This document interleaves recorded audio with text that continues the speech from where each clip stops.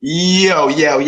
What's going on? This is Loch, Viral Munchies, here for a recap of Better Call Saul. Spoiler alert, Gus Fring is back. But we'll get into that. So yeah, let's do this recap, this rundown. You see Chuck and he's up here. He meeting with some guy. I kind of assumed it was a cop for whatever reason or something, or a hitman. I didn't know how dark Chuck would go with it. You see a black dude and a white dude meet with some kind of Latino a man, you know what I'm saying? And it's the people who took Mike's gas cap last episode, and Mike followed them at the end of last episode, where yeah, he followed those dudes and they give the gas cap to this guy. So he follows them and he doing all kind of stuff, man. Dude is really busy. And it's a scene that reminds me of when Mike stopped the robbers from the cartel from robbing Gus's truck, because it's like these plastic you know, shade type of things, but it wasn't a truck though. It just reminded me of that though. So the guy is doing all kind of stuff, going in the sewers and all kind of stuff. And eventually he goes to a restaurant, and they don't show the name of it, but you can tell from the colors that it is Los Polos Hermanos, which is Gus Fring's restaurant where he pushes chicken and meth. So, but they was being real slick with that. Like they did not want to show that sign. So I'm sitting there, I'm like, Gus is coming, Gus is coming, Gus is coming. Like I'm bugging. All right. So then you see Saul and Kim interviewing a lady from the DMV, and it's Fran. I actually had forgot about Francesca. She was in Breaking Bad. I had to check into it.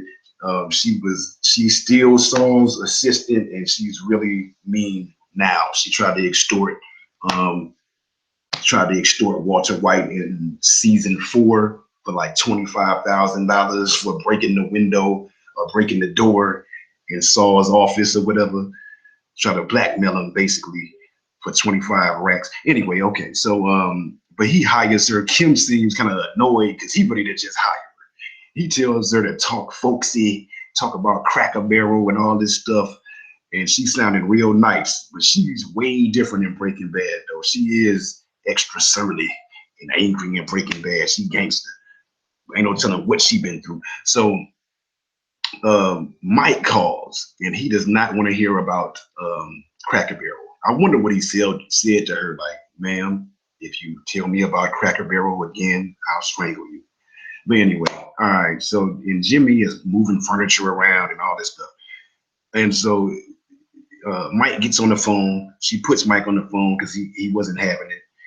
And Mike wants Jimmy Saul to go inside the Los Polos Hermanos and see what's going on, because he saw the guy who he was following go in there with a bag. You know what I'm saying? So he tells him to go watch the guy, see what's in the knapsack, and all that. So Jimmy goes in there. His hair looked funny as hell. And so the guy comes in with the bag, and Saul is spying on dude, but he looking super suspect. He act like he getting, I guess, some more sugar for his coffee or something. And now you see Gus in the background. So this is officially the first time you see Gus in the Breaking Bad universe. If you a Breaking Bad fan, you see him in the background while Saul is sitting there trying to look at the guy who's eating with the backpack. So eventually that the guy leaves without ever doing anything, and I think he threw something away. So Saul tries to fake and go look in the garbage, and I think he dropped his watch so he could do it slick or something. I don't even know when he did that. He was thinking ahead, I guess. So, and all of a sudden Gus walks up, and this is Gus' first words now. Can I help you? So now we know how Saul met Gus and how Mike met Gus or whatever. So, Gus checks the trash, he finds the watch, and then Jimmy bounces out. Um, Jimmy wanted to do more. He wanted to tail him and all kind of stuff, and Mike ends up kicking him out. He's like, man, yo, be out of here. So Gus actually sees all of this because they was parked like across the street from Los Polos Hermanos. So Gus actually is acting like he's sweeping up the parking lot, and he sees them talking. He sees Jimmy pull off and all that. So next thing, you know what I'm saying? Um, you also see you see Gus, you see SUV, and it pulls forward in the parking lot, then it pulls in the back of the parking lot, then it like kind of just leaves. It was a SUV. Then you see who's in it is Victor. Victor in Breaking Bad is who um got his neck slit in box cutter. Spoiler alert. If you didn't watch Breaking Bad, I mean, you shouldn't be watching Better Call Saul. So anyway, Victor, we know Victor, and we know Francesca, and we know Gus, and we know Los Polos Hermanos. We stepping in the Breaking Bad universe, man. Walter's coming. Walter's coming. Okay, so um, so boom, what happened? Blah, blah, blah, blah, blah, blah, blah. So Gus was watching him. Victor drives off. He might have even went somewhere else in the parking lot. I think he drove off though. So then you see Ernie, the black guy who works for Chuck, uh, Saul's brother, and he's telling Kim that basically Saul is in trouble, Jimmy's in trouble, and he's bound to talk and all of this stuff because he heard that recording. But he wants to use Kim as a buffer because he shouldn't be telling this stuff. So Kim asks um, Kim asks Jimmy to talk to him, and she tells him about what's going on. And Kim is mad, and she asks for $1. She says, "Put $1 in my pocket." So anybody who doesn't know, that's from Breaking Bad. When Saul first meets Walter White, or not when he first met him, but Walter, spoiler alert, was about to kill his ass or act like he was going to kill him. And he said, real quick, he said, "Put $1 in my pocket." And that's when Saul became Walter and Jesse's lawyer. You know what I'm saying? So, okay. So Kim tells Jimmy about the tape recording because, Chuck had set it up for Ernie uh, to hear Jimmy Saul talking about changing dates on that paperwork for that case that caused all this trouble. So, but Kim, like, she doesn't know what he can do with that tape legally, though. You know what I'm saying? And they need to figure out a defense and all that. So I like Fran though. I like Francesca. Um, Kim is trying to figure out some things about the case, and basically Jimmy should say he confessed to changing the date so Chuck would feel better because he had a mental breakdown. So, and she was like, Howard won't let the clients hear it because it'll make his firm sound bad. So she doesn't know what Chuck's plan is or whatever. Saul is trying to get this painting design done on the wall, and he gets mad, and he goes. Well, anyway, he just gets mad and walks out, and then it cuts. So Mike follows that signal and finds the gas cap with a cell phone on top of it, answers, and in the Mike voice, he says, "Yeah." Only Mike could say one word and it have so much impact.